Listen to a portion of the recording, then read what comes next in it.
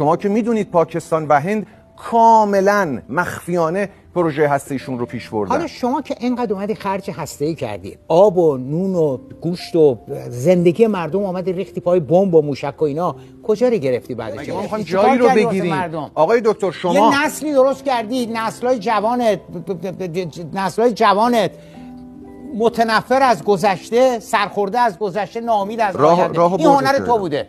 آقای دکتر شما اگر درب آهنی بسیار گردن کلفت با یه قفل درست حسابی برای خونتون زدید، فرزند شما به شما بگه حالا این در رو زدی، کدوم دزدو گرفت، کیو گرفت، چی کار کردی با این دره؟ اون در معنای امنیت میده، اصلا قرار جایی رو پلیس یا اصلا هر آدم یه اسلحه میذاره پر شالش، ما قراره از صبح که پا میشه تمام این فشنگا رو شلیک کنه. شما میگید اصلا این صنایع نظامی در اولویت دهم اول جاده بسازیم. منم میگم بله شما درست نیست، باید جاده ساخته بشه، ولی من میگم یه موشک چه میدونم یه راه بسیار ارزشمند برای شما، نمیدونم یه خط آهن بسیار ارزشمند برای شما، با یه موشک تموم میشه. روسیه چرا به اوکراین حمله کرد؟